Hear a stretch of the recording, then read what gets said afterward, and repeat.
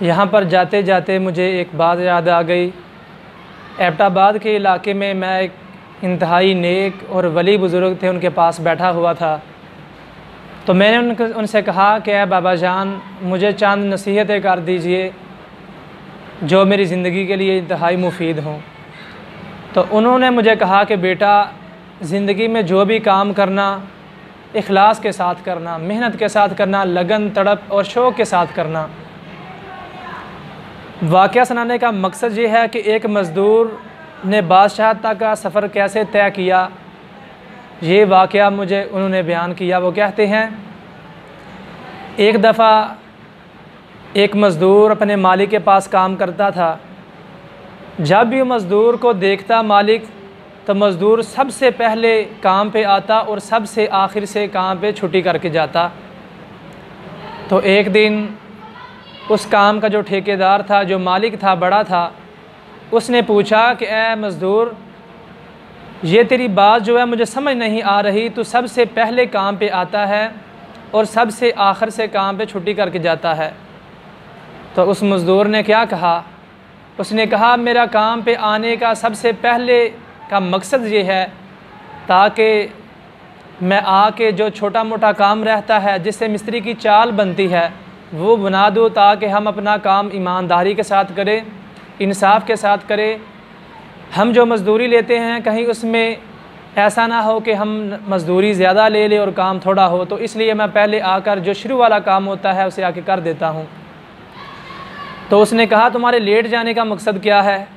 तो उसने कहा कि इसलिए मैं सबसे आखिर पे जाता हूँ ताकि कोई हमारा जो औज़ार है, सामान है, वो मैं धो कर जाऊँ, कोई बगैर धोए पड़ा ना रह जाए और हमारे औज़ार के साथ भी कहीं नाइंसाफ़ी ना हो जाए।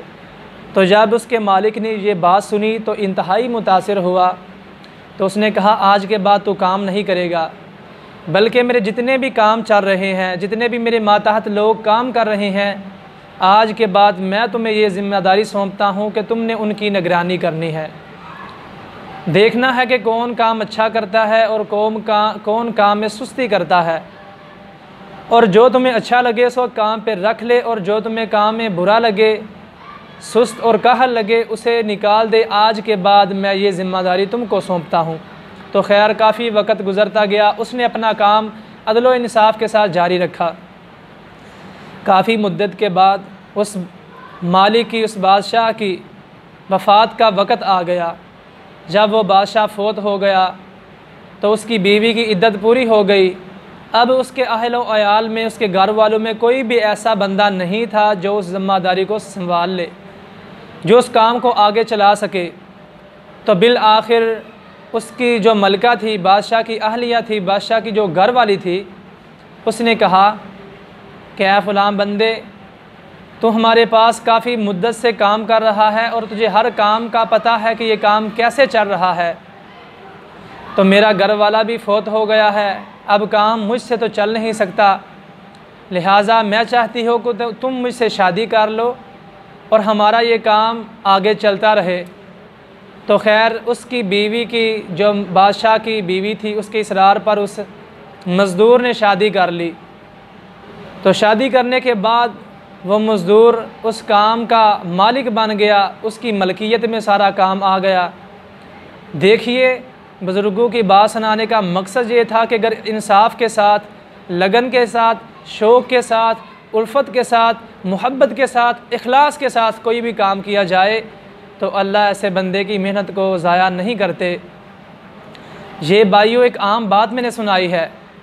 आप नबी कायनात अलैहिस्सलातु वस्सलाम को देख ले कि जब सैयदा हज़रत हदीजातुल कुबरा रज़ी अल्लाह ताला अन्हा ने नबी कायनात अलैहिस्सलातु वस्सलाम को तजारत के लिए मुख्तस किया और इतना ज़्यादा वाफर मिक़दार में नफ़ा को देखा, फ़ायदे को देखा, नबी कायनात अलैहिस्सलातु वस्सलाम के अदल व इंसाफ को देखा, तो आप के साथ शादी करने पर मजबूर हो गई।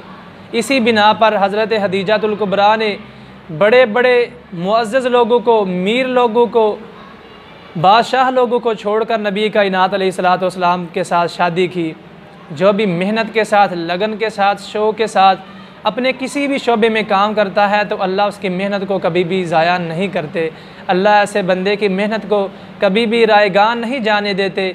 इसीलिए तो अल्लाह का कुरान फरमा रहा है वअलैसा लिल इंसान इल्ला मा सआ, इंसान के लिए जो वो कोशिश करता है उसे वो चीज़ मिल के रहती है। जिसकी तमन्ना तड़प लगन उसके दिल में होती है और उस तड़प लगन के मुताबिक वो काम करता है, जज्बा दिखाता है, तो अल्लाह रब्बुल आलमीन ऐसे लोगों की मेहनत को कभी भी ज़ाया नहीं होने देते।